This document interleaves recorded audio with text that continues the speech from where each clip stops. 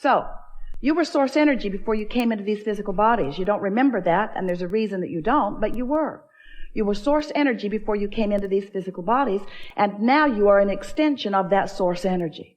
So here you are, focused, just as you intended to be, focused upon the things of your time-space reality, and you are utilizing your focus to help you personally, independently,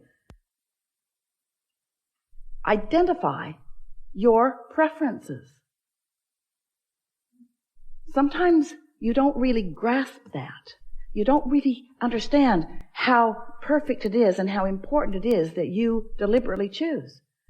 So anyway, that's step one. You ask for what you want, and you can't stop asking because life just continues to serve itself up to you in ways that cause you to identify your preferences. It happens all day, every day, at all levels of your being. It's really what the evolution of all species is about.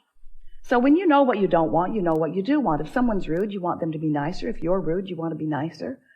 If you're unhappy, you want to be happier. If something's gone wrong, you want it to go right. In other words, if you don't have enough of something you want more of it. It's a very simple equation, not hard for you to figure it out, and you're doing it all day, every day. But what you may not know is that every time, whether you speak it out loud or not, something happens like that, you are launching these vibrational preferences.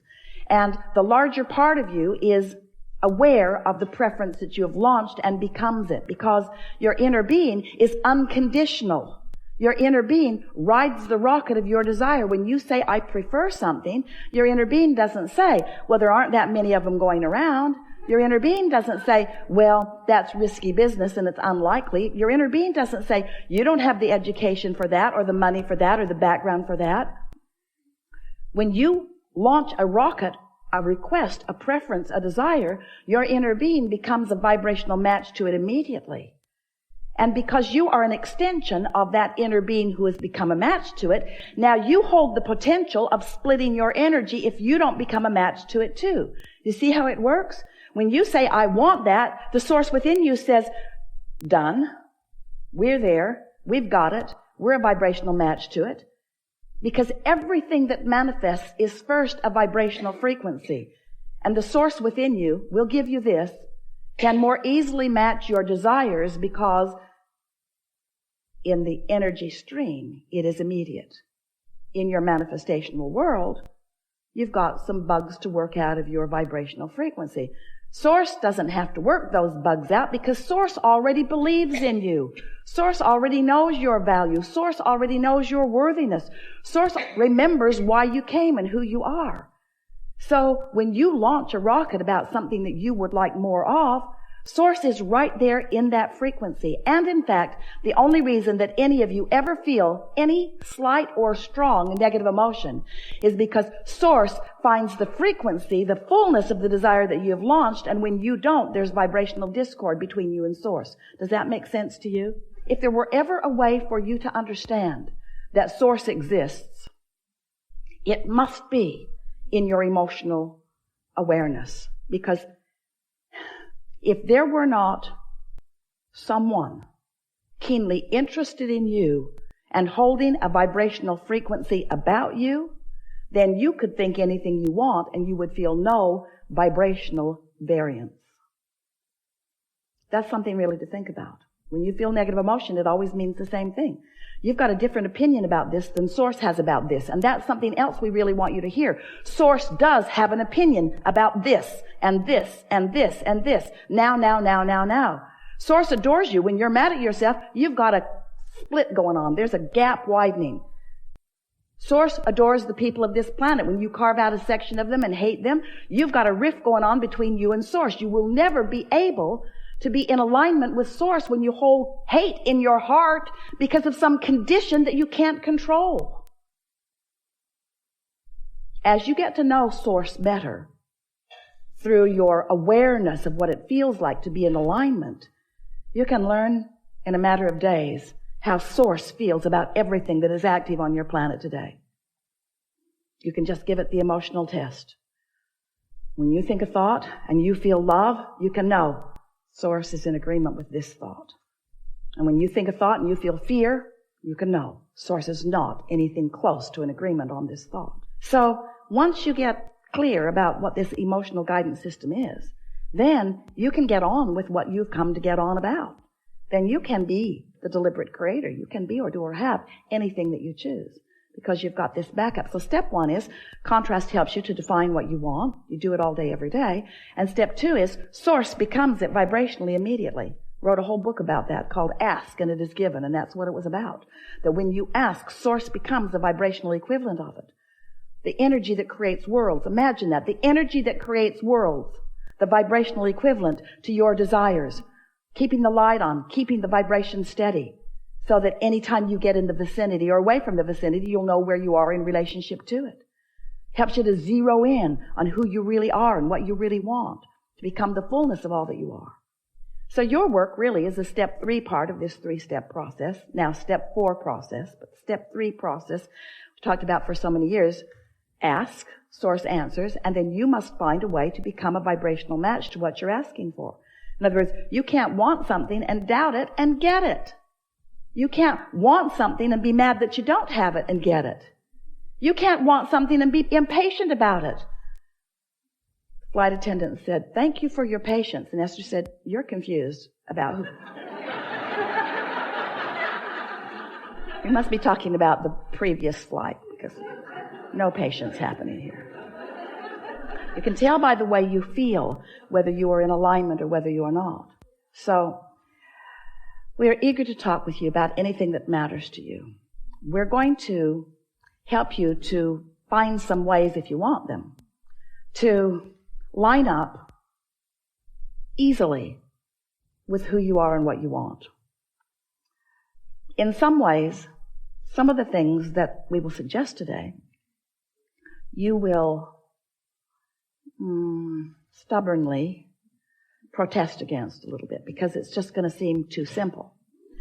And some of the things that we're going to say to you and promises that we're going to make to you, you may even doubt a little bit because they're just words that sort of kind of make sense and maybe you feel resonance with them, but you haven't had the manifestational evidence in your life yet about it. But we know that with just a little bit of listening and a little bit of resonating and a little bit of awareness and then a little bit of focusing, that you will find manifestational evidence about everything that we talk about here today. You're going to know precisely how your thoughts become the reality that you are living, so that not only you are aware of it, but others who are observing you as well. So as we've been talking to you about launching these rockets of desires, we also wrote a book about where they go. We called it The Vortex. It's this vibrational reality. It's this vibrational reality that you cannot yet see or hear or smell or taste or touch. You can feel it emotionally. Well, that's just annoying to people. We spent a lot of time trying to talk you into getting into the vortex where everything you want is. And you were very nice to us. No one ever got up and left the room. Well, just that one guy. But you were interested about the vortex, but you began saying things like, "Okay, so my fortune's in the vortex, Abraham. I want it to come out of the vortex and into my bank. Because it's nice knowing that I've created realities that I can't see yet or that others can't see, but really, how long can this go on? How long do you think you can keep me hopeful about things that aren't tangible?" And we say, it was never your intention to come and live without the tangibility. You are in a time-space reality where you can measure your existence through your manifestations. We just want you to understand that if you've got a vibration going on that is keeping you from being a vibrational match to what you want, the manifestation that you want cannot come. And you wouldn't want it to. You wouldn't want it to. So then we began talking to you about, so here's all of this vibrational reality, and you're going, yeah, we accept it, get on with it. How do I get it into my reality where I can see it, where others can see it? And so we began talking about your point of attraction. For a while we called it a grid. It's your point of attraction. It's like the framework of who you are, looking for different ways to help you feel the reality of your point of attraction. Your point of attraction, where you stand. And mostly it's about how you feel right now. How do you feel right now? What's your mood? What is the mood that is swirling around you? Because your mood is the best indicator that you have to let you know what the vibrational atmosphere is that you've got going on. And your vibrational atmosphere matters because it is your point of attraction. How you feel, your mood, the thoughts you're thinking, the beliefs you hold, what's going on, the conversations you have, how you move in the world, how you feel in the world, what you're doing now. Right now, you have a relationship with your vortex. Right now, you have a relationship with your vibrational reality. And the question that we want you to ask yourself is the relationship that you have with something that's in your vibrational reality, in your vortex, is the relationship you have one of holding it away? And you can tell by the way you feel whether you are holding it away or whether you are allowing it in. You can also tell by whether it's coming in or not. We're not asking you to just hold yourself in this emotional state of being and just take our word for it. What we're saying to you is take our word for it, hold yourself in the emotional state of being, and watch the evidence move from your vibrational reality into your reality until before long you will have such confidence in your ability to manifest anything that you desire, because you will have discovered what kinds of things you've been doing that have been preventing the things that you want from coming easily. And we can tell you in a very succinct, nutshell kind of a sentence what it mostly is. Your observation of the conditions that exist now are the reason that you keep repeating a pattern that holds away the things you want. It really is that simple. You got to change the way you look at things. You got to reorient yourself. You've got to become more vibrational interfacing. You have to trust the way you feel. You have to accept that you have guidance. You have to accept that your guidance is always leading you toward what you want. And you have to be aware of when you're moving toward what you want and when you're not moving toward what you want. And you have to accept that the emotions that you hold are the indicator of whether you're moving closer or further. You can just tell. You'll get so good at this that you'll be in the middle of a conversation and you'll stop talking right in the middle of it because you'll realize that you're moving away from what you want rather than toward what you want.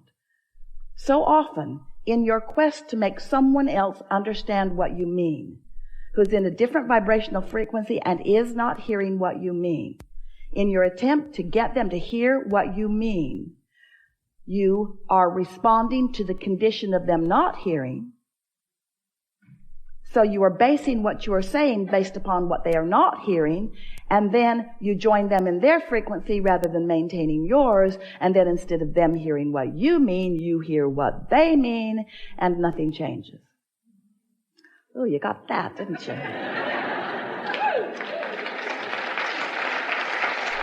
So, let's just start talking about some stuff that's important to you, and let's make everything that we said just now more tangible for you. We want you to feel your thoughts becoming manifested. We want you to feel the movement of the vibration into awareness, into emotion, and then into see it, hear it, smell it, taste it, touch it, tangible, manifested stuff, just like you intended. You're not here just to accumulate stuff, but you are here as a masterful creator. You're here to mold the energy. And how your life is playing out is evidence of how you're doing. We have enjoyed this interaction immensely. Sleep more. Do more things that feel good. Pamper yourself more. Do things that are more feeling in nature. Get out there where the gardens smell good and look at the ocean that looks good. Do more things that just make it easy for you to feel good in the moment. Make a decision that just for a little while, you're going to take the struggle out of your experience because it isn't working out. And watch what a new decision about ease and alignment and general will bring for you. We speak this to you easily and wholeheartedly and with complete confidence in the wonderful things that are coming to you because we've seen your vortex. We know what you've created. And we can feel the shift in you. And so we know that obvious, measurable improvement is right on your doorstep. And we will revel with you in every realization that you have about it. There is great love here for you. And as always, we remain in your vortex.